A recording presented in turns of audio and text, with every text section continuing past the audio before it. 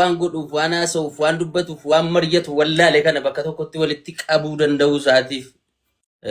jawween baga nagaadhaan dhufte gara tiiktookii dhaloota burjaaja'ee wanti hundi harkaa bade kana haa xiqqaatu sa'a lamaaf walitti qabee haasaa suuga qabu gurraaf tolu sammuudhaaf tolu ummataaf tolu dhaggeeffachiisuu isaatti guddaan gammada. Silaa namni 86 sun mana 80 jalatti takkaan nama arrabsaa takkaan wal jannajjanaa waanuma bu'aan qabne buusa ture haasa'a ture. Kun mataan isaatu namni osoo hin jaalatin teessee dhaggeeffatta waan ta'eef galgala tiiktookiin nagaa argatee ture. Galera. Kana gochuu isaatiif iyyuu galateeffatamuu qaba jalqaba irratti. Itti aansuudhaan immoo ani akka taajabbiitti wantan kaasu dhalattoota iluu keessaa hin affeeramne Harargeerumaa fi Arsiitu affeeramne so wannoon akkanaa kun sirraa'uu qabu. Ani wantan isa dinqisiifadhu keessaa tokko namoota asirraa duriyyeedha nama arrabsaa oolanii maalidha jedhamanii wajjin namni guddaan akka addunyaatti beekamu tokko gaafa gattaa'ee mari'atu itti kennee sanuu isin hoogganaa sagantaa kana dhee itti kennee wajjin mari'achuunsa appreciate akka nuti isa goonu akka nuti daran isa kabajnu isa nu godha. Waa'een siyaasaa waa'een maalii waan biraati akka namaatti jechuudha. Tokko isa kana. Inni kan biraan immoo sagantichi akka jalqabbiitiif በጣም የተሳካ ነበር። አኒ ገስቲኑ ማኔዝ ጎቹን አርጋ በሪፋ ጩጩፋፋ ዋን በበነም ቢዚ ፋቴ ዋንተ ይፋ ዋንተ ጭበረበሩ ፋነት ፈካታ ቱረ ቀጥለት ጎዳኒት መራኒ አቺ ከሰት ነሞኒ ቱረኒ አዴምስ ሳኒት ተዴማ ቱረን ወንቶኒ ሳንዱበቻ ቱረኒ ፊ ንጀሪ ተወዛገባ ውዝ ግብ ጎዳታ ቱረን anirrallaan maaliif jawaari wajjin face to face akka kanatti gasti gaafa mana famasi gaafa galtu iyyuu birra bobaatu si dafka famasiin ol harkisee gaafa si galchu wallahi bobaa si dafka arlam jawaar malan galera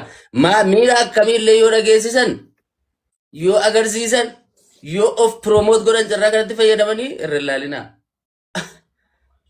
arrabatu wal nudhaa gaafa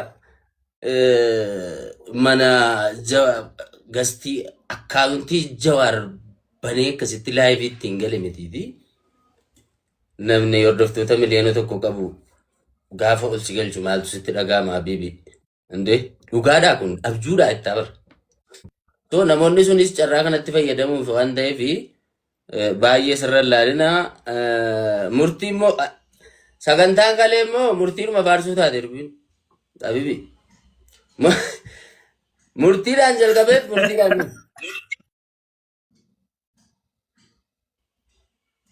akka kanatti gaafa namni yeroo darbe isa dubbii ijoo gaafa maamman namoo ni jirta galgala wayii gaafa Hamzaanii fi murtii walitti buunaan gurbaa kana kan hawaasa kanaaf sagalee ta'aa jiru jabeeffadhaa innaan maallaan jettan maallaan jedhan gaafa san ammoo hiriyaa waan ergamtu Alex Taye ergamtu isaati sinjari bar hiriyaa waan taateef ergamtu inni faarsa bulaasaati waa fufunaannatanii adda guddachuu fi naan jedha ammoo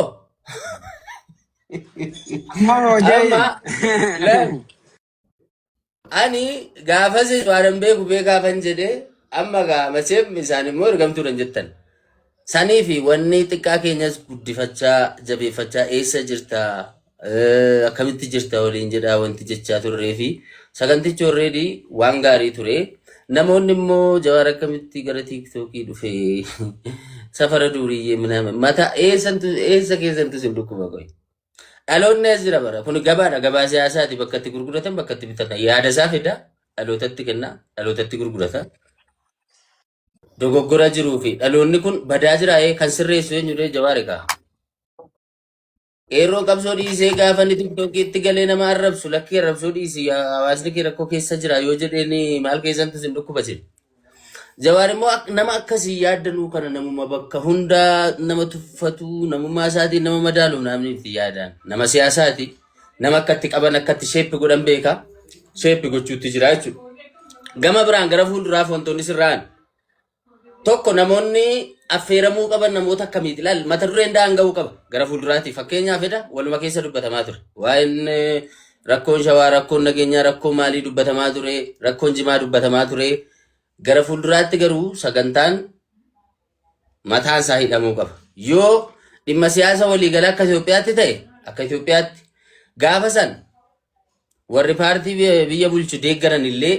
eenyu faatu hirmaachuu qabu jedhamee select godhamuu qaba torban tokko duratti qophaa'amee wantoota akkasii irratti qophaa'e jedhamee nama sanatti simamee gaafa dhufu qophaa'ee qaxxalatti jedhanii dubbachuu qabu inni lammaffaan asli nama bakka tokkotti dogoggoraa ture bakka inni itti dogoggoraa ture osuma jawaaraa sa'utu gidduudhaan seena no namni respect Hasawa isa kuteer bo hasawa kuteer. Hasawa kukkutuun qabu osoo inni gaaffii murtii guutuu deebisaa jiruuti waa'ee gaaffii sheekotaatiif waa'ee gaaffii baala riifoo baala gammachiisii fide hin ta'u kun yoo dhaabuu barbaade gidduudhaan dhaabeet dhiifa maal tokko si dhaabuufaniidhe eeyyamsiise osoo inni haasaa jiru haasaa bar itti qophooftee haasaa gaafa fiddu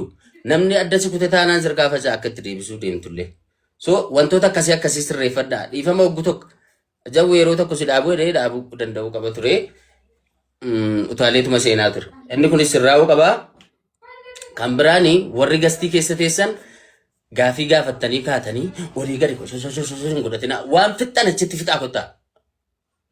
gaafa teessan akka nama guddaa jirutti qaxxidhaati dhaggeeffachuudhaaf dhuftan malee of agarsiisuufi miti wanti isin sirreeffachuu qabdan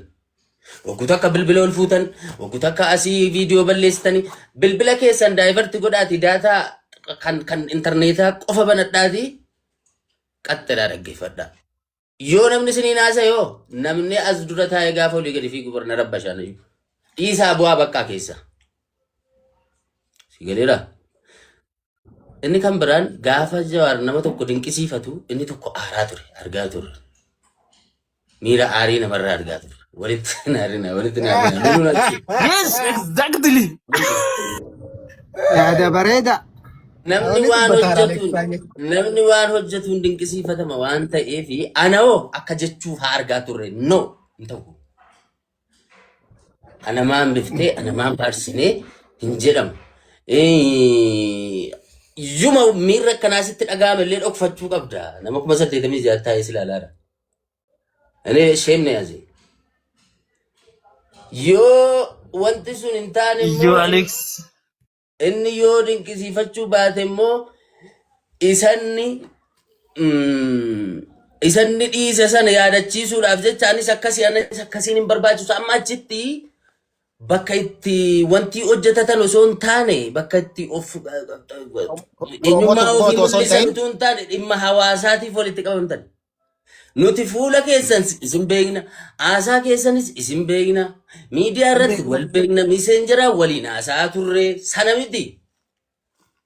dhimma hawaasaa rakkoo hawaasa keenyaa walitti finnee sagalee taanee dubbanneet furmaanni tokko yoo argame qooda keenya baa'annaadha malee kireeditii barbaacha yookaan kireeditii walii kennuufi miti sirreeffadhaa isa kanaas bakka hojii keessaniin uummanni iyyuu sin madaala waan ta'eef walitti sinaafinaa walitti sinaarinaa garaa qulqulluudhaanii akka nama maaddii tokkorraa nyaachuudhaa deemee beekumsa argattaniif yaada isinii kennan fudhattanii ba'uudha malee wantoonni tokko gaa wanti irraa kaasanii hin dubbatamne jiru haa ta'u sirreeffadhaa nuundi nuuni beeknaa jechuudha. Kara biraatiin gara fuulduraatiif macheen manaajarri isinii amma isinii galgala dhuma irratti isinii dubbateera isinitti miira akka kana duraa wati hin godhatinaa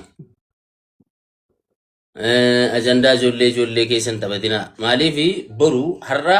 waan hin taane dubbattee boru dhattee ammas waltajjii sanarra taa'uu hin dandeessu isaafis sirrii miti si galeera dhuftee asitti maarree arageetii mukkisitaa cabu ምናምን jettee kaatee boru achi deemtee afaan ittiin dubbattu hin qabdu iyyinee si buusifnallee nama jaarree yoo deemte kanaafi of eeggannoo gochuu barbaachisa waan taphattan irratti waan haasoftan irratti wallahi buusi ennee buusifna nuti jechuun akka nama bakka guddaa deemu nama beekumsa qabu wajjin dubbatuutti dubbachuu eegale tokkotti hariiroo eegale tokkotti waa'ee hawaasaa dubbatu tokkotti wanti keessan eeggattanii kilaasii keessan eeggattanii gaafan jedhu borummoo ani Jawaari wajjin haasaa isinii wajjin gastii irra taa'u akka nuun hin jenne saniif miti jechoota afaan keessanii gaafa nama bira Garagalchitee rakkannaan yookaan sana. qoosaafis taphaafis gaafa dhaqxan arraba keessan tikfadhaa nama guddaa wajjiniin mari'atu gara fuulduraattis karoora qabdu waan ta'eef nuti ni jaalanna Jawaari ni jaalanna nuti kan filannu garuu badhaadhina haa ta'uyyuu malee isin of tiksaa arraba